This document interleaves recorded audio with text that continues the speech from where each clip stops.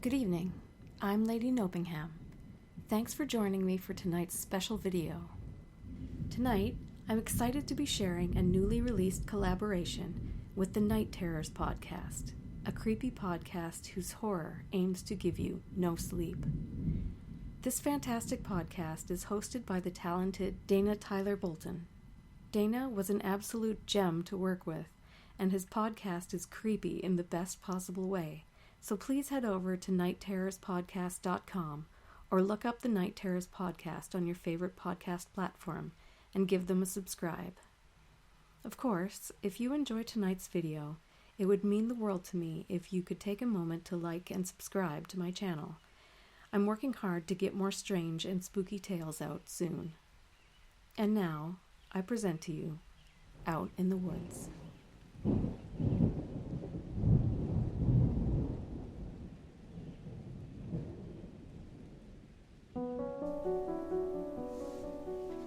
Hello and welcome. For the last episode of this week, I have the extreme pleasure of collaborating with a new voice within the horror scene. Her name is Lady Nopeingham, and I found her on Reddit, posting about her new channel on YouTube, and reached out to her to see if she wanted to collaborate on something. She has been nothing but kind, and her work has been superb. I think that you will enjoy her probably more than you enjoy my voice and her narration style. And below and in the show notes, you'll find more information about her YouTube channel and her social media. She's doing collaborations with an animation channel right now and releasing her own narrations within YouTube. And I implore all of you to please go and show this bright talent that's new to our scene some love and support, because she deserves it, and I think she's going to do very well. As for the story today, we're doing Out in the Woods. The introduction is done by yours truly, Dana Tyler Bolton, and the narration is done by Lady Nopeingham. Again, please support her and enjoy the story. Thank you.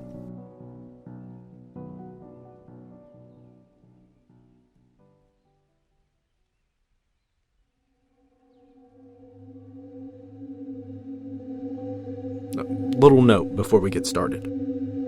What you're about to hear was posted on 4chan's Paranormal X board on Halloween Day of 2013 by an unknown user by the name of Prozac101. Being a daily visitor to X, I was one of the first people to reply to the girl's post. And I think it's best that I tell you now that I was pretty creeped out by what I had read. Probably the most I had been in a long time.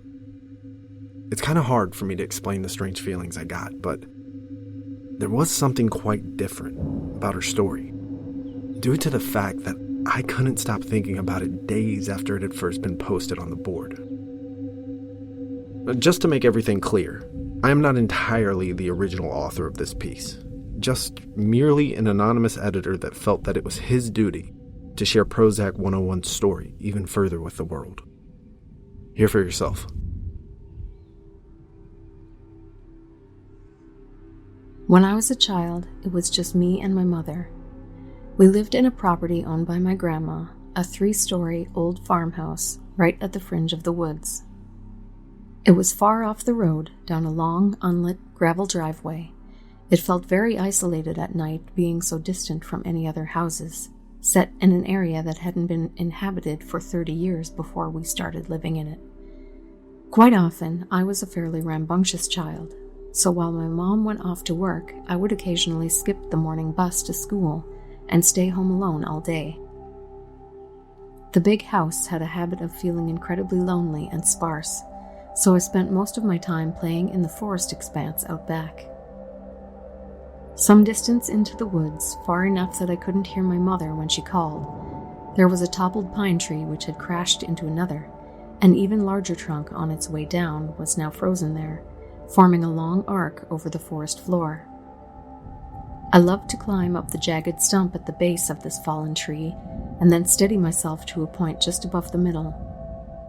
I was never able to make it all the way to the top because it just got too steep for me to continue any further, and I had a bad habit of freaking out from how high up I was.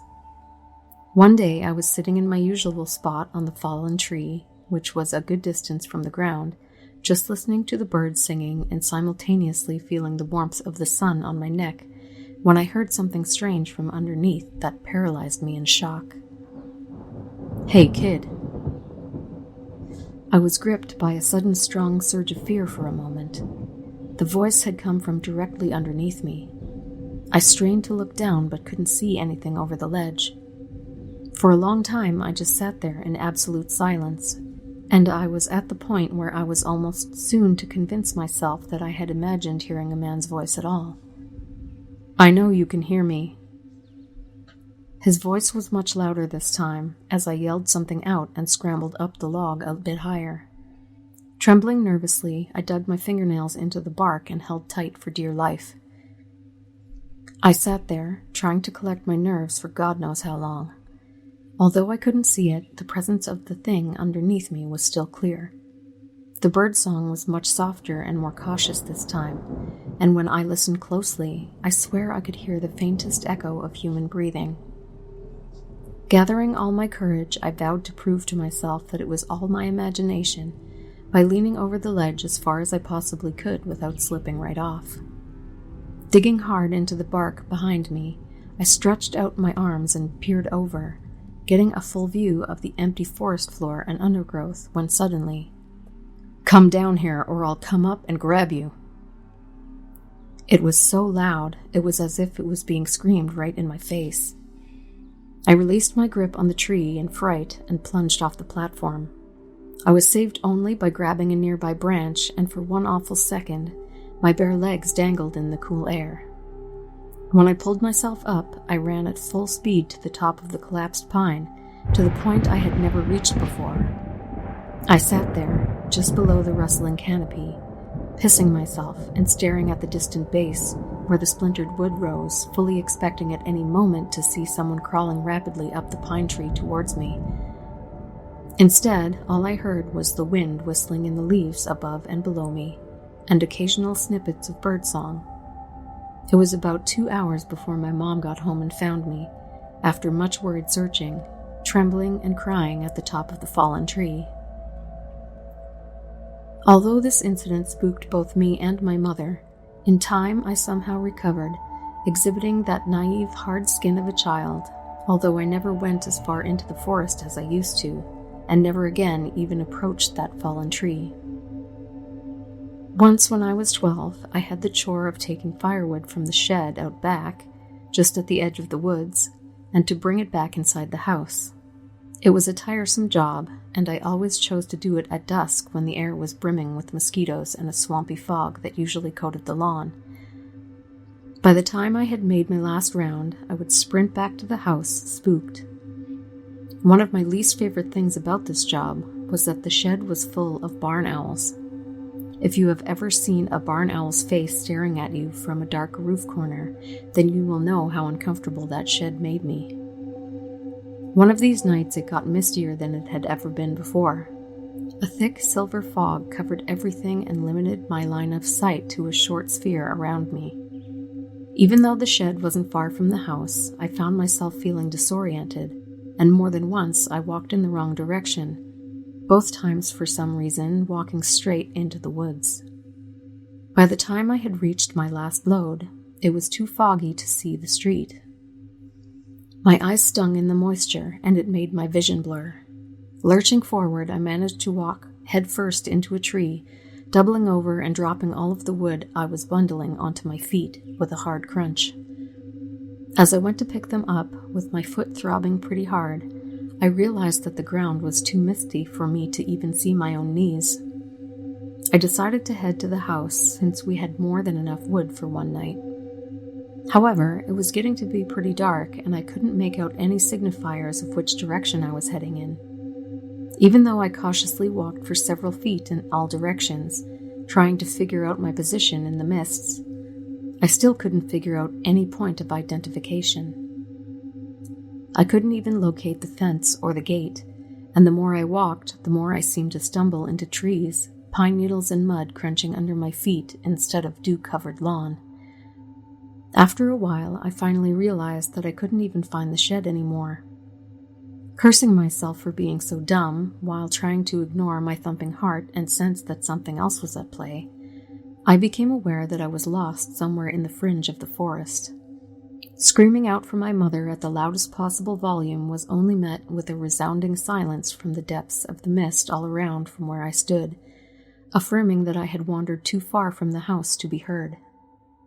As a deep panic started to settle on me, I noticed a glimpse of something pink moving against a nearby pine trunk. Coming closer, I saw that it was a ripped-out square of pink paper. On it, there was an arrow pointing left. Looks vaguely like something my mom might make, I rationalized, to keep me from getting lost. So, foolishly, I followed the directions set by that green arrow, shivering in the increasing cold. I kept walking for about 5 to 10 minutes before needing to stop to take a breath. My heart was pounding so fast it was beginning to hurt. As I was sitting down, however, I spied what appeared to be another note fluttering on a nearby trunk. I noticed that this one was embedded with a long nail. It bore another arrow, this one pointing up, and a small, sloppily written note that said, "This way." Despite my increasing panic, I convinced myself that these notes were my only shot at getting back before nightfall. I was desperate to get the hell out, and my brow was cold with sweat.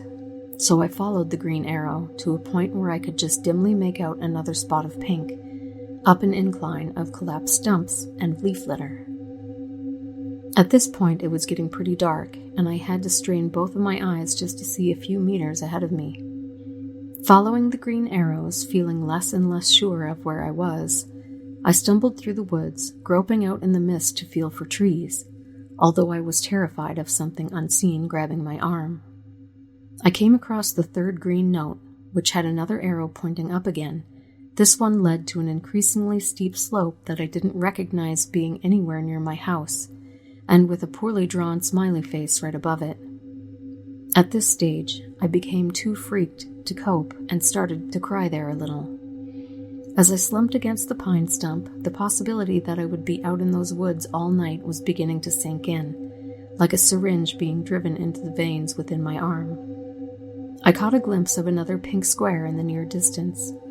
Squinting hard, unnerved by these notes, all of which looked fresh and without sign of decay despite previous week's non-stop rain, I read it from afar. What I read made my blood turn cold. I stood to my knees, dead silently, wobbling on them in fear. My ears were sensitive to any tiny prickle of noise in the mist. For a long time, I stood there in the rolling fog, reading and rereading that horrible note over and over again, before a snapping stick somewhere behind me caused me to sprint, blindly, twigs snagging at my ankles and cutting up my face as I ran. Written on the note in big green letters was my name. It felt like I was running for hours, all the while the rain and mist lapped at the back of my neck like the decaying breath of someone running right behind me. Somehow, I made it back to the house. All the lights were off, and I struggled to find the keys for a moment. When I found them, I bolted indoors and quickly crawled into bed where I remained, unsleeping, until morning. Mom just thought I'd come inside and got to bed, and hadn't thought to leave the lights on. It was a miracle, aka some freakish coincidence, that I even found the house at all. The final incident at that damn house was witnessed only by my mother.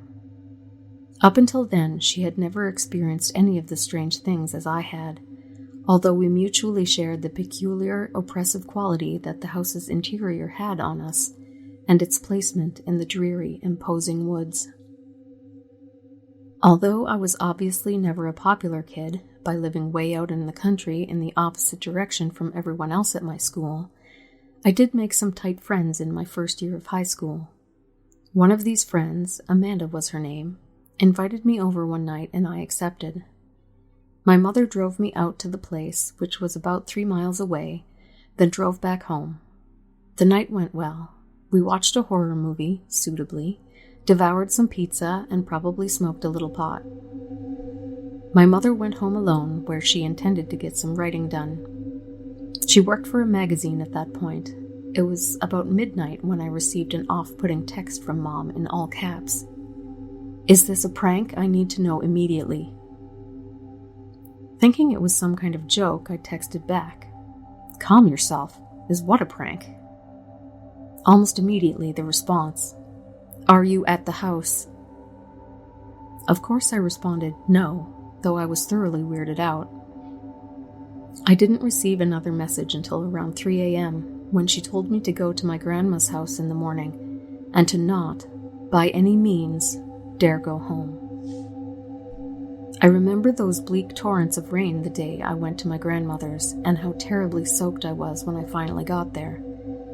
It was nearly 2 towns away. I'd had to fight the temptation to go home and drop off my bags, but Mom's disturbing messages from last night were enough of a warning not to do so. When I arrived, Mom and Grandma were having lunch. At first, my mother seemed to be in some sort of a composed state, but when I got a better look at her, I noticed that all of the color had drained from her face and she was slightly trembling. At one point, she even sent a small glass crashing to the floor after flinching at the cat brushing around her ankles. It wasn't until later that night, when my grandma was sound asleep, that she told me what happened. She went further as to forbid me from telling old Grandma, out of fear that it would horrify her superstitious soul too much. This was what happened the night when I was at Amanda's, as she described in lurid detail.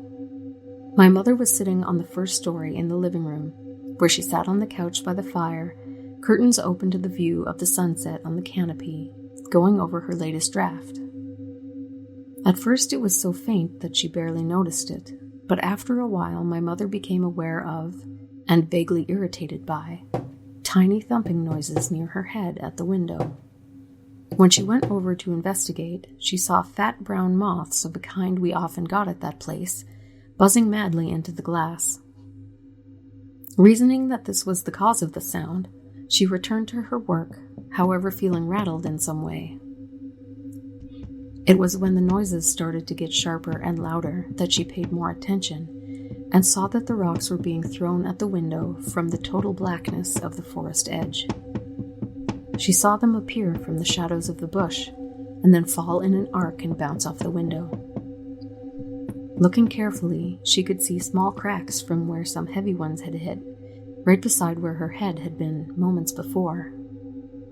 Temporarily captivated, she tried to peer into the darkness to make out where the rocks were being thrown from. Then, with a startled shock, she jumped back from the window as she saw me standing half behind a tree right near the window, grinning wide and staring at her, my one visible eye stretched wide open, showing all the white. She barely stifled a scream seeing her own daughter standing there, just staring and smiling. Not only did the figure not move or blink, it was standing by one of the nearest pines, far from where the rocks were shooting up out of the bush, as they continued to do so in a loud downpour. My face unceasingly continued to press out at her, smiling. Thinking that this was some kind of sick prank, hence the later text, my mother shouted my name at the top of her lungs, frightened to the core. However, instead of responding, the mouth of the thing that looked like me, behind the tree, just started moving as if it were mouthing silent words really, really fast. Suddenly, it turned its head to the side and seemed to be talking to someone else behind the tree, my mom said, who couldn't be seen. But she could see a formless black shape hanging against the other side of the tree. The girl that looked like me kept staring at my mother and doing this silent speed-talking thing, then turning and whispering to the thing next to her. Then she would turn back and start up again. Then, breaking the monotonous spell, she suddenly pointed straight at my mother and started laughing. My mother screamed and fled to my bedroom on the second story, the only room with a working lock, where she shut herself in and sat at the far end of the bed as the rocks began to pitter-patter against the window downstairs, dry heaving and weeping in fear. In my room, my mother said she did not feel safe. There was an awful smell and a weird humming noise in the walls, as she described. She tried to pray for a time before giving up and just listening to the rocks pelt the walls and windows. Somewhere in the kitchen, she caught the distinct, vibrant sound of a window actually smashing, and the weird, continuous humming. Listening more carefully, she could identify it as the softest hint of a mumbling voice. In absolute horror, she recognized the voice, and then, virtually too afraid to look, she tilted her head up to the closet door, where an awful white face could be seen staring right at her, mouth contorting and gaping in what sounded like highly sped-up whispering. The closet door was only a meter from my mother. It started to open slowly. In an unimaginable explosion of terror, she immediately bolted to the door, only to fumble with the lock as bigger and bigger rocks came crashing through the window, which burst apart in a spray of glass shards, before finally getting out, running out of the house, completely keeping her eyes off the woods, getting into her car and driving off. She said that as she glanced back, right at the end of the prolonged drive, she saw two unmistakable human forms standing at my broken bedroom window, watching as her car got further and further away from our old house. This would be their final farewell, as my mother never stepped foot in that place again. As my mother told this story, she broke down into tears. I didn't doubt her, and I still don't. I honestly and fully believe that she experienced what she says she did. It was also quite clear that we were done living in that house once and for all. I only went back once with my dad, who I see very rarely now. He came from another state to help us move. Mom had already found a place in town and moved in. My dad and I had just loaded up his truck with all that was left inside there. It was a silent, sunny morning when I removed all the stuff and emptied the place. I wish I could say there was some closure, some final spooking to cap it all off, but there wasn't. It was just a relief to be out of there. There are, however, only two things left worth mentioning. Number 1. When we checked the house for any signs of intruders, we found that several windows, including one in my bedroom and the kitchen, had been smashed and rocks were lying on the floor. Number 2. Dad went out into the trees for a bit to take a leak. When he came back, he asked how long we'd had the swing set for. Needless to say, we'd never had a swing set, so I was fairly unsettled to discover that in the weeks since we'd been gone, someone had assembled a rope swing set from one of the highest branches of the old pine over the ridge, against which was the fallen log I'd stopped climbing many years ago. It was obviously new rope and a nicely polished, sanded-down wooden seat at the base. Dad, wanting to keep my mind from recent events, he doubted the affair and thought my mother was mentally unstable, said that a neighbor probably set it up, not realizing it was on our property. Of course, he knew as well as I did that we had literally no neighbors for at least a mile in any direction. There were no houses in all that space, and never in my time living there did I ever see any other signs of human habitation. But I let it all go and was pleased enough just to say good riddance to that horrible place as we drove off for good. For the most part, I found it best to try to forget what happened at that place. Sometimes I just can't help but ponder it, though. It's been long enough now that I no longer feel scared talking about it, but for a long while I couldn't. Seeing as it is Halloween, what better time to share? My grandma recently sold the house to a new family, that being a young couple and their little son, shortly after we moved out, despite my mother's desperate insistence that it be left empty. Now she refuses to talk about what happened altogether. I'm less anxious about it, although sometimes I can't help but let my imagination get the better of me. All I can do is think of that old house, the fallen down tree, the new occupants, and the swing out back, gently spinning in the breeze as the little boy toddles obliviously towards it.